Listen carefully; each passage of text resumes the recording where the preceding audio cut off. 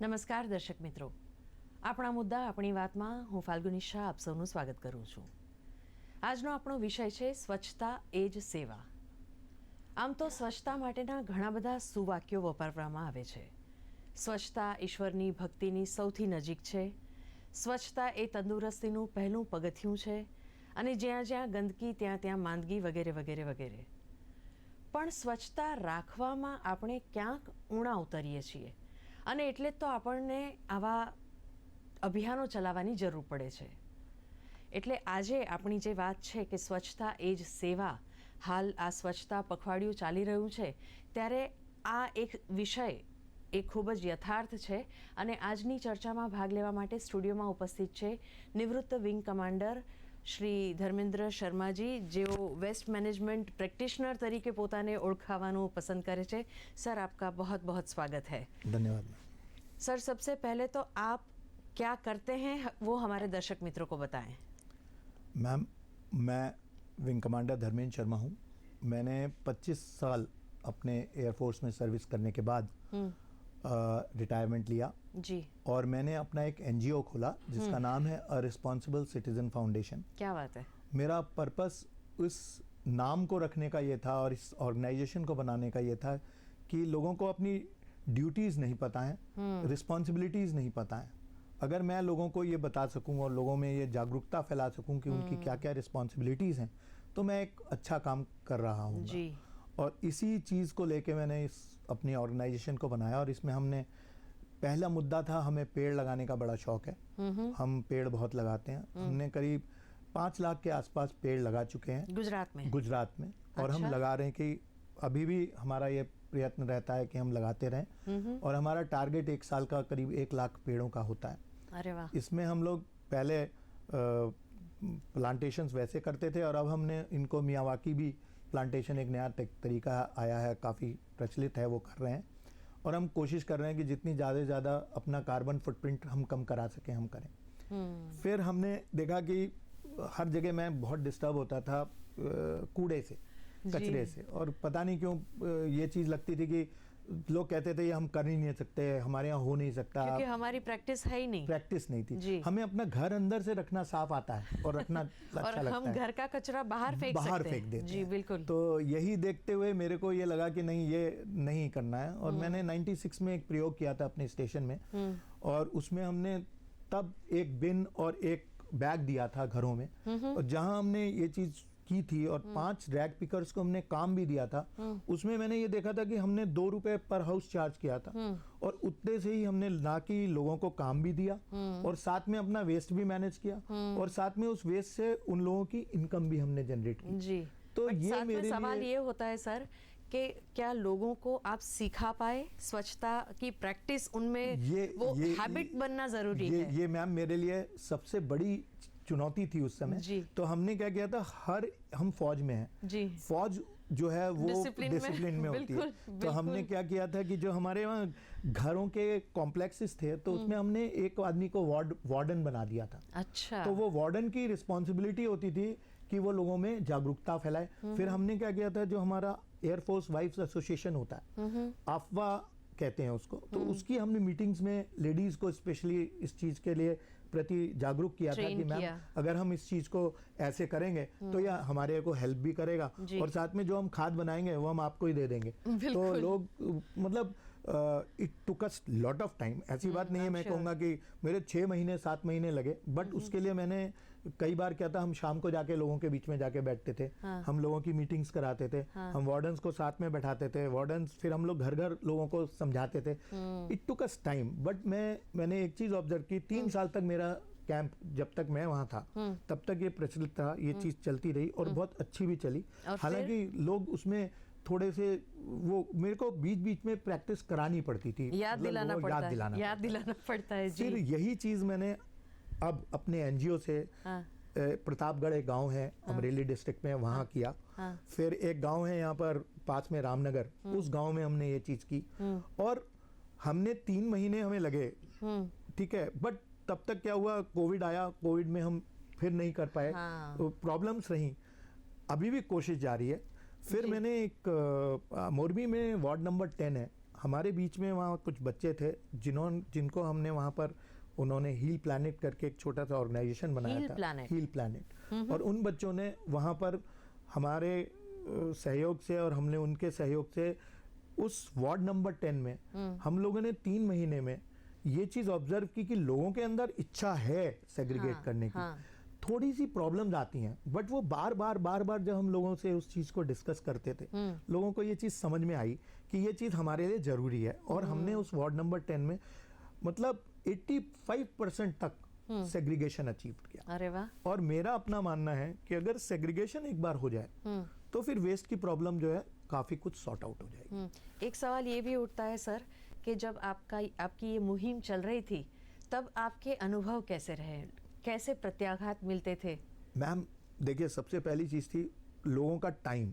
जो मेरी टीम जाती थी कलेक्शन के लिए हाउस टू हाउस, उसका टाइम बड़ा जरूरी होता था। शुरू में इनकी 7 बजे जाके ये लोग घंटी बजा देते थे। सुबह को आदमी ना उठना चाहता है, वो बेचारा नाइट ड्यूटी से लौट के आया और नाराज हो जाता था, भगा देता था इन लोगों को। सही है। फिर मैंने ये रियलाइज किया कि टाइम, हमें इनका एक टाइम रखना पड़ेगा कि भाई इसी टाइम पे इनको वहां जाना पड़ेगा, जिससे कि वेस्ट बंदा घर से दे सके। दूसरी चीज क्या थी, लोग अपने वेस्ट बिन को बाहर रख देते थे कई बार कि भाई ठीक है ये आएगा अपने आप उठा लेगा आके, तो instead of giving it directly in hand वो उनको बाहर रख देते थे। वो बाहर रख देते थे, कभी कोई कुत्ता आके उसको गिरा जाएगा तो वेस्ट गंदगी हो जाएगी, फिर थोड़ा काम बढ़ जाता था। ये सवाल हर जगह है, शायद हर एक सोसाइटी में ये सवाल रहता ही है। वहाँ उन लोग कचरे के लिए एक जगह बनाते हैं, बट उसे कुत्तों से बचाना also is a big challenge. It is a big challenge. और एक सवाल मैं पूछना चाहूंगी कि ये जो भी कूड़ा है, जो कचरा है, उसका सेग्रीगेशन क्यों इतना इम्पोर्टेंट है? मैम सबसे बड़ी चीज जो है आज की डेट में, हमारा जो ये कूड़ा है ना, ये भी एक रिसोर्स है। जी बिल्कुल। अगर आप वैसे देखेंगे तो 75% ऑफ वेस्ट, मतलब 75 भी मैं ज्यादा बोल रहा हूँ, 85% ऑफ वेस्ट इज रिसाइक्लेबल। बिल्कुल। तो चाहे आप गीला कचरा है तो गीले कचरे से हम अपनी खाद बना सकते हैं, सूखा कचरा है उसको हम रिसाइकलर को दे सकते हैं अगर उसका डिवीजन कर दें। मैंने अपने घर में पिछले 7 साल से जरा सा भी वेट वेस्ट बाहर नहीं भेजा है। मैंने पूरी खाद बनाई है। क्या बात है। जितने पेड़ों के पत्ते गिरे हैं उनकी मैंने खाद बनाई है। तो मैंने अगर देखा जाए तो अपना खाद का खर्चा ही मतलब हजारों रुपए का बचा लिया। मैं साल भर में मोर देन 150 किलो से 200 किलो के ऊपर खाद बन जाती है मेरी अपने ही घर के अंदर। तो ये सब हमारे दर्शकों को बताना जरूरी। हम बातचीत जारी रखेंगे। દર્શક મિત્રો, દરમિયાન અમારા બીજા એક્સપર્ટ, સસ્ટેનેબિલિટી એક્સપર્ટ અમારી સાથે જોડાઈ ચૂક્યા છે, અંજલિ ચૌધરી દવે. અંજલિબેન, ચર્ચામાં આપનું હાર્દિક સ્વાગત છે. અને તમને સવાલ હું એ પૂછવા માંગીશ કે સસ્ટેનેબિલિટી સાથે સ્વચ્છતાને આપ કેવી રીતે કનેક્ટ કરો છો? Thank you. એટલે જ્યારે પણ આપણે સસ્ટેનેબિલિટીની વાત કરીએ તો આનો અર્થ એ છે કે જે પણ આપણે વસ્તુ વાપરીએ છીએ, જે પણ રિસોર્સિસ યુઝ કરીએ છીએ, આ એવી રીતે કરવું જોઈએ કે આગળ આવતું જે જનરેશન છે અને આગળ આવતા જે લોકો છે આ લોકોને પણ આ સારી રીતે બધા જ રિસોર્સિસ મળી શકે. પણ અત્યારે આપણું એટલું ઓવર કન્ઝમ્પશન થાય છે કે આપણે એટલે આગળની જનરેશનનું પણ બધું જ કન્ઝ્યુમ કરવાનું આપણે ચાલુ કરી દીધું છે. તો જ્યારે પણ આપણે વેસ્ટની વાત કરીએ, વેસ્ટ શું હોય છે? જે પણ વસ્તુ આપણે કન્ઝ્યુમ કર્યું આનું એક પાર્ટ હોય છે જે વેસ્ટમાં ટર્ન થઈ જાય છે. ફોર એક્ઝામ્પલ, મેં કંઈ એટલે જમવાનું ખાધું, આના જે કિચનમાં બધી ડિશિસ થઈ, આનું જે કિચન વેસ્ટ છે આ વેસ્ટ છે, રાઈટ? પણ આ વેસ્ટ કઈ રીતે એન્વાયરમેન્ટમાં નેગેટિવ ઇમ્પેક્ટ કરે છે. આ એન્વાયરમેન્ટમાં જે નેગેટિવ ઇમ્પેક્ટ હોય છે આનાથી ક્લાઇમેટ ચેન્જ પણ થઈ શકે. એટલે આ બધા જે લિંકેજીસ છે ને આપણે ભૂલી જઈએ કે કઈ રીતે બધું લિંક છે. અને એટલે સસ્ટેનેબિલિટીની જ્યારે પણ વાત થાય કે રિસોર્સિસ આપણે માઇન્ડફુલી કન્ઝ્યુમ કરવું જોઈએ, ત્યારે વેસ્ટની પણ વાત હોય. કારણ કે વેસ્ટમાં પણ એવી જ વસ્તુઓ છે કે આપણે અમુક પ્રેક્ટિસીસ કરીને વેસ્ટને રિડ્યુસ કરી શકીએ, વેસ્ટને રિસાયકલ કરી શકીએ અને આમાંથી હજી વધારે રિસોર્સિસ આપણે જનરેટ કરી શકીએ. આમાં સવાલ એ પણ થાય કે 2 ઓક્ટોબર 2014ના રોજ દેશભરમાં એક રાષ્ટ્રીય આંદોલનના સ્વરૂપમાં સ્વચ્છ ભારત મિશનની પ્રધાનમંત્રી નરેન્દ્ર મોદીએ શરૂઆત કરાવી અને એમણે પોતે હાથમાં ઝાડુ પકડીને એક ઉદાહરણ આપ્યું લોકોને અને એમણે બીજા 9 લોકોને આ ચેલેન્જ આપી કે તમે આ શરૂઆત કરો ને બીજા 9 લોકોને એમાં જોડો અને એવી રીતે એક આખા અભિયાનની શરૂઆત થઈ. તો અંજલિબેન, આપને એ પૂછવાનું કે જેમ સ્વચ્છતા માટે આપણી અવેરનેસ થોડી ઓછી છે, એવી રીતે સસ્ટેનેબિલિટી માટેની અવેરનેસને વધારવા માટે શું કરવું જોઈએ? એકચ્યુઅલી આપણે જોવા જઈએ તો આપણે સૌથી વધારે સસ્ટેનેબલ છે. અચ્છા. ફોર એક્ઝામ્પલ, જ્યારે હું નાની હતી તો સ્કૂલમાં જ્યારે નવો સેશન શરૂ હોય, બુક્સ લેવાની હોય, તો હું વધારે કરતા મારા સિનિયર્સની બુક્સ લેતી. આ એક સસ્ટેનેબિલિટી પ્રેક્ટિસીસ છે. બિલકુલ. પહેલા બધા જ એવી રીતે કરતા હતા. હવે ચેન્જ થયું. હવે યંગ જનરેશનને એવું છે કે હું નવી બુક્સ લઈશ, પણ પહેલા એવું જ હતું કે સિનિયર્સ જે પાસ ઓન કરે એવું. બીજું ઉદાહરણ આપું કે મારી જે સિસ્ટર છે અને કઝિન્સ હતા, આ લોકોના જે ક્લોથ્સ હોય, આ જ્યારે નાના થઈ જાય અને હું મોટી થાઉં તો આ મને મળી જાય. આ સસ્ટેનેબલ પ્રેક્ટિસ છે કે આપણે કઈ વસ્તુને રીયુઝ કરી, કારણ કે સારી હતી અને વપરાઈ શકીએ. હવે આ જે ક્વોલિટી જોવા જઈએ તો મારા પેરેન્ટ્સમાં, મારા ગ્રેન્ડ પેરેન્ટ્સમાં ઓલરેડી છે, રાઈટ? હવે જે જનરેશન આપણે જોઈએ આમાં બધું સ્ટોપ થતું જાય છે. હા, પણ એ જૂની જનરેશનની જે પ્રેક્ટિસ છે એની મહત્તા નવી જનરેશન સુધી કેવી રીતે પહોંચાડવી? સો આપણે એજ્યુકેશનનું બહુ ઇમ્પોર્ટન્ટ રોલ છે અહીંયા. એજ્યુકેશન અત્યારે આપણે કહીએ કે બધાને એજ્યુકેટ કરવું જોઈએ, બધા જ સ્કૂલ જાય છે, પણ આમાં પણ અમુક વસ્તુઓ એવી હોય કે જે આપણે પિનપોઈન્ટ કરીને કરવી જ પડે કે આ સ્ટુડન્ટ્સ પણ સેન્સિટાઇઝ જાય. ટીચર્સ હોય, સ્કૂલનું એડમિનિસ્ટ્રેશન હોય, આ લોકોનું પણ બહુ મોટું રોલ હોય છે કે આપણે સ્ટુડન્ટ્સને કઈ રીતે સેન્સિટાઇઝ કરીએ. ફોર એક્ઝામ્પલ, આપણે પ્લાસ્ટિક કવર નહીં મૂકશું ટેક્સ્ટ બુકમાં, બરાબર? આપણે આની જગ્યાએ પેપર કવર મૂકશું. હું ઉદાહરણ આપું, અહીંયા ભરૂચમાં 1-2 સ્કૂલ્સ છે જે લોકો કીધું છે કે અમે લોકો વન ટાઈમ યુઝ વાળા પેન નથી વાપરશું, અમે લોકો રિફિલેબલ પેન વાપરશું. એટલે બધું છે પણ એક પોઈન્ટ આપણું થોટ પ્રોસેસ અહીંયા ચાલુ થઈ જાય કે નહીં, યુઝ એન્ડ થ્રોમાં આટલી મોટી પ્લાસ્ટિક એકવાર લખીએ અને પછી આપણે ડસ્ટબિનમાં નાખી દઈએ. પણ જે રિફિલેબલ હોય પણ નાની અમથી રિફિલ ડસ્ટબિનમાં જાય, બાકી પેનની બોડી એવી જ યુઝ થાય, રાઈટ? આ બહુ મોટું યોગદાન છે એજ્યુકેશનના.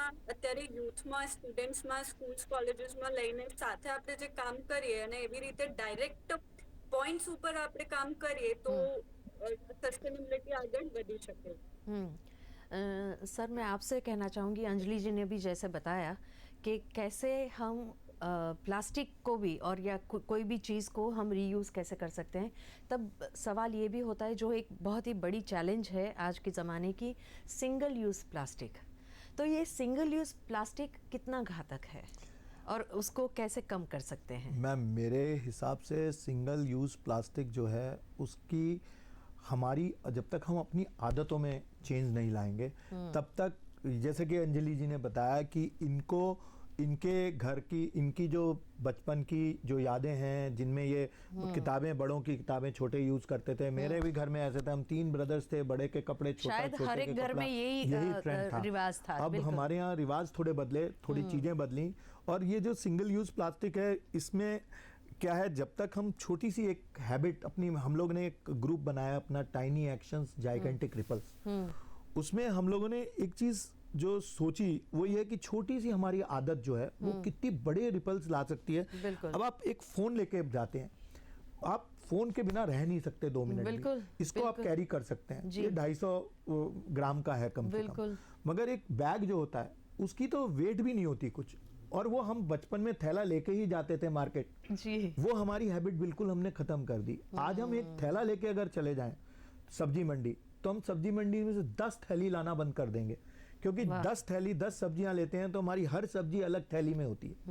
मैंने जब भी मैं दुकान पे जाकर उसको मना भी किया अगर सब्जी मंडी में कि भाई तू मुझे थैली मत दे, मगर वो थैली जबरदस्ती टिका रहा होता है कि नहीं सर आप इसको रखो, आपके घर में आपको सॉर्टिंग आउट नहीं करनी पड़ेगी.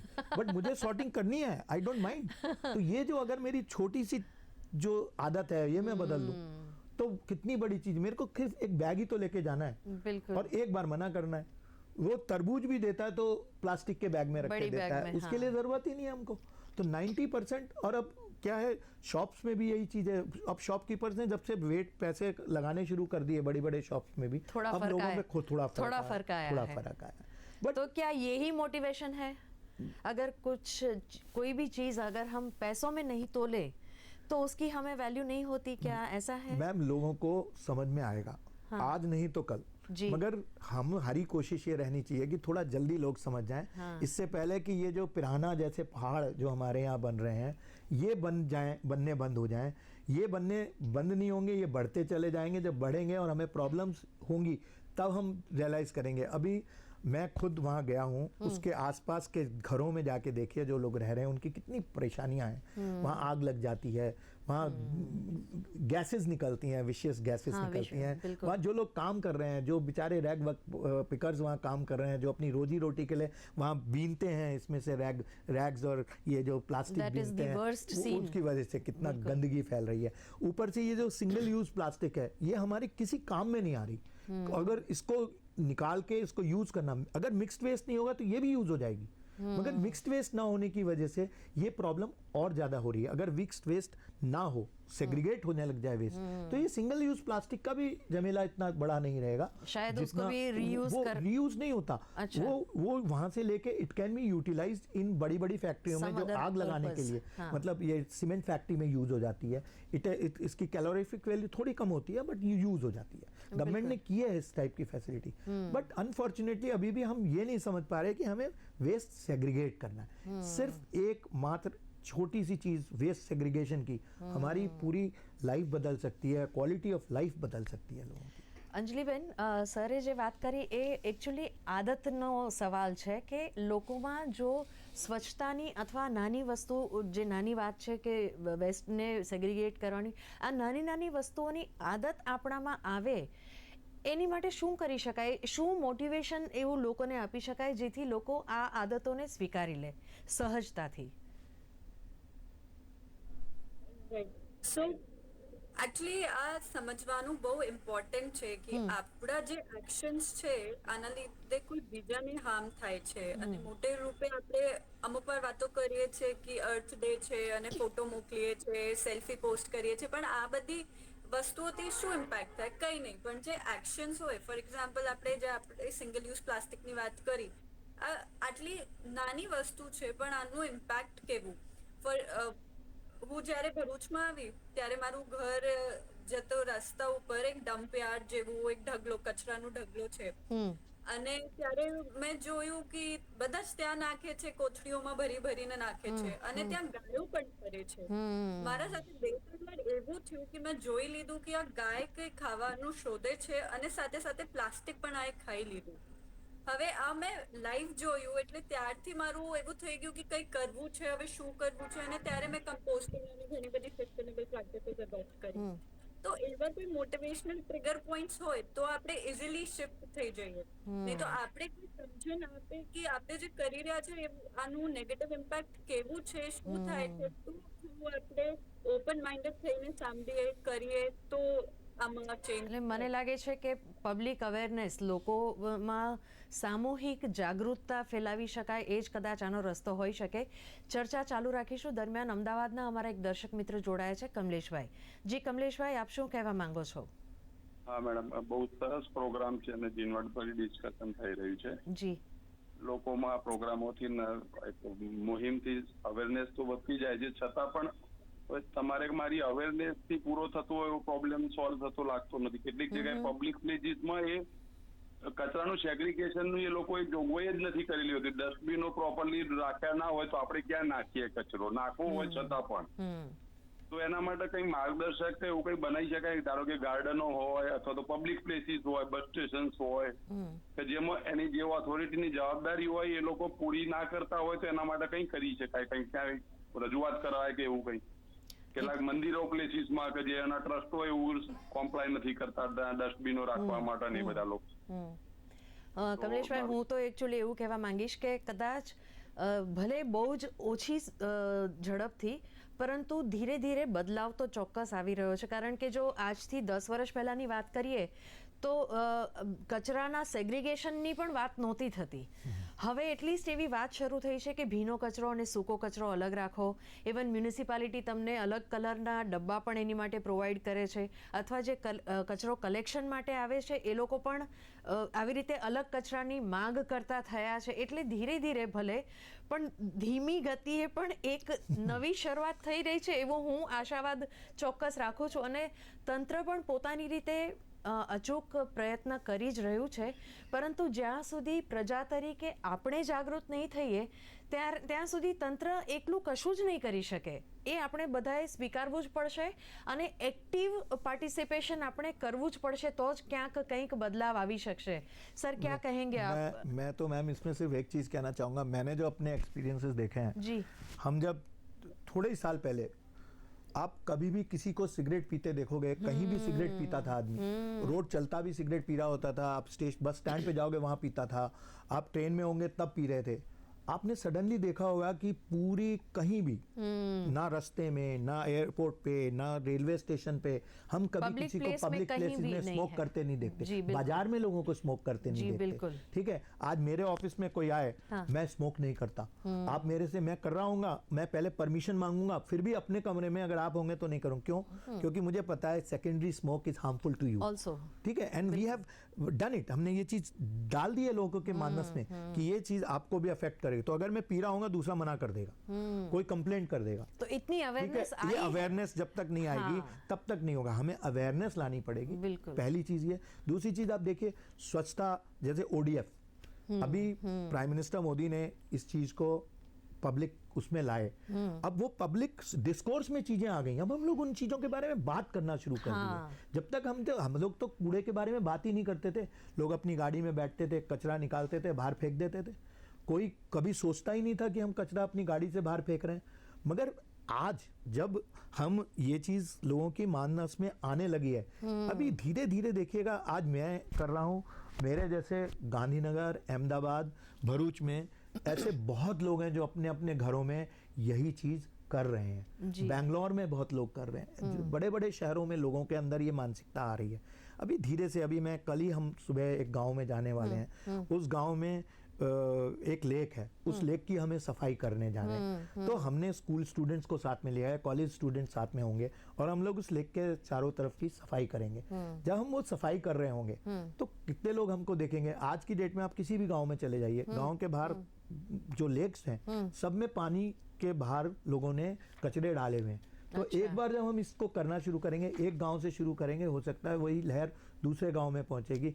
आज आपने इतना अच्छा मौका दिया है, you know, people are hearing us. लोग हमारी सुन रहे हैं, हमें देख रहे हैं. तो हो सकता है कहीं ना कहीं हम किसी ना किसी को सही जगह टच कर रहे होंगे.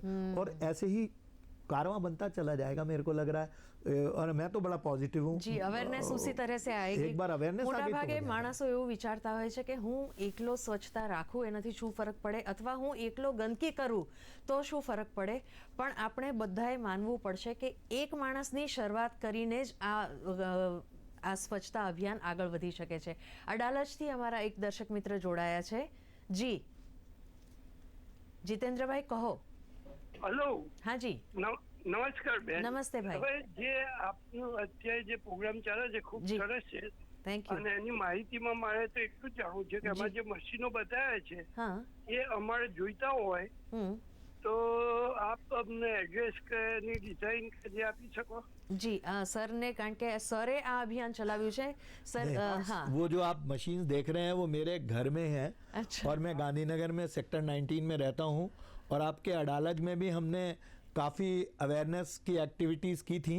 थोड़े ही समय पहले हम लोग अडालज गांव में हमने वहाँ की लोगों में, वहाँ की कॉलोनीज में लोगों के बीच में इस चीज़ की जागरूकता की थी कि कैसे हम सेग्रीगेट कर सकते हैं. और अगर आप ये मशीन या ये चीज़ें देखना चाहते हैं तो आप मेरे घर पे आ सकते हैं, आप मेरे से कांटेक्ट कर सकते हैं. मैं आपको ये चीज़ें बता सकता हूँ. और ये सब चीज़ें हम तो कई चीज़ें अपने घर में ही बना लेते हैं डब्बों जी, से. तो इसलिए कोई इसमें कोई रॉकेट साइंस नहीं है, बड़ी सिंपल सी चीज़ें हैं. और ये जो आप इसमें फ़ोटो देख रहे हैं, ये मेरे घर में बच्चे हैं कर्णावती यूनिवर्सिटी के, जिनको मैं इसके बारे में बता रहा हूँ। और ये मेरे घर की ही डस्टबिन है जिसके अंदर मैं अपना वेट वेस्ट को कंपोस्ट में कन्वर्ट करता हूँ। और ये भी जो ड्रम्स आप देख रहे हैं ये भी वही हैं जो मैं अपने ये मेरी खाद बन रही है मेरे घर में। देखिए आप एक साथ इतनी खाद बन रही है। तो मैंने तो इसको अपना मुहिम बना रखी है, मेरे लिए पैशन है और मैं चाहता हूँ अगर आप जानना चाहते हैं मैं आपको पूरी तरह इनवाइट करता हूँ, आप कभी भी आइए मैं आपको अपने घर में दिखाऊंगा।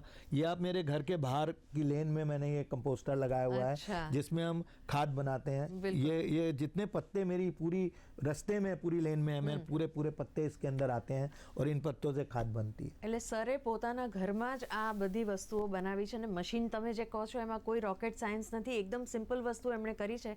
સર इस टॉपिक पर एक्चुअली हम 1 घंटों तक बात करें तो भी कम है, पर हमें समय की थोड़ी मर्यादा है, तो आप हमारे दर्शकों को शॉर्ट में संक्षिप्त में क्या संदेश देना चाहेंगे? मैं सिर्फ एक ही संदेश देना चाहूँगा कि देखिए भारत हमारा देश है, ये जो अर्थ है एक ही है, इसके सिवा यूनिवर्स में कोई और प्लैनेट नहीं है। अगर हम आप सब मिलके ये छोटी छोटी चीज़ें नहीं करेंगे, हमारे जो छोटे छोटे एक्शंस हैं वो बहुत बड़ी चीज़ बन जाएंगे। और अगर हम सब मिलके छोटे छोटे अपने एक्शंस करने लगें तो भी बहुत बड़ा इम्पैक्ट हम ला सकते हैं। हमारा छोटा सा एक्शन ऑफ सेग्रीगेटिंग वेस्ट, हमारा छोटा सा action of closing the tap, पानी ना वेस्ट हो, हमारा छोटा सा एक्शन अपनी गाड़ी में से गंदगी बाहर ना फेंकें, अपने घर की गंदगी बाहर ना फेंकें, ये छोटे छोटे एक्शंस जो हैं अगर हम करने लग जाएंगे, मुझे नहीं लगता कि हम बहुत बड़ी चीज़ नहीं कर सकते।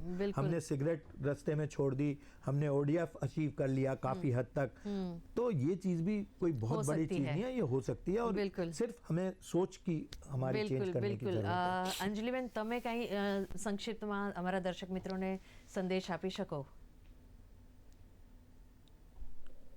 જી તો મારા 2 પોઈન્ટ્સ રહેશે। એક તો હું બધાને કહીશ કે કઈ પણ વસ્તુ હોય જ્યારે પણ આપણે લેવા જઈએ તો બહુ વાર વિચારવું જોઈએ કે આ એકચ્યુઅલી આપણી જરૂરતની છે કે નહીં, કે આપણે બીજાના જોઈને આ લઈ લઈએ છે કે ઓય આ ટ્રેન્ડિંગ છે, ઓ મારા ફ્રેન્ડ પાસે છે, ઓ મેં ત્યાં જોઈ હતી, એવું નહીં। પણ થોડું માઇન્ડફુલ રહીને કે આ ખરેખર મને આની જરૂર છે કે નહીં।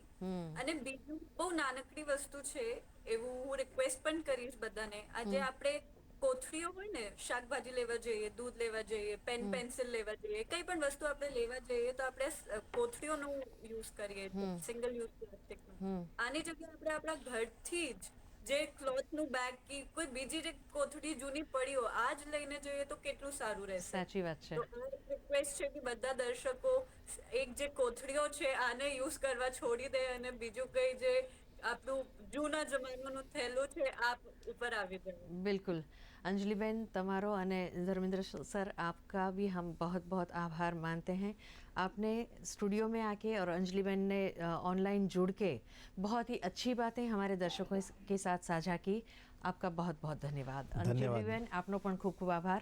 અને દર્શક મિત્રો, જેમ બંને એક્સપર્ટે કહ્યું તેમ સ્વચ્છતાને આપણે આદત તરીકે સ્વીકારવી પડશે। આપણા લોહીમાં એ આવી જાય, એ એટલી સરળતાથી આપણે એને સ્વીકારીશું ત્યારે જ આ કંઈક પરિણામ આપણે જોઈ શકીશું। અને બીજી મહત્વની વાત કે માત્ર 2 ઓગસ્ટ આવે અને ગાંધીજીની જ્યારે જન્મજયંતિની વાત આવે ત્યારે જ અચાનક આપણે સ્વચ્છતાની વાત કરીએ અને એક દિવસ પછી ભૂલી જઈએ, એમ નહીં। એને આદત તરીકે સ્વીકારી અને આપણા ભારતને અને આપણી આ પૃથ્વીને વધારે સ્વચ્છ જગ્યા બનાવીએ, વધારે સ્વસ્થ જગ્યા બનાવીએ। આ જ અપેક્ષા સાથે આજનો આ કાર્યક્રમ અહીં સમાપ્ત કરીએ છીએ। નવા વિષય સાથે આપણે ફરીથી મળીશું। અત્યારે રજા લઈએ, નમસ્કાર।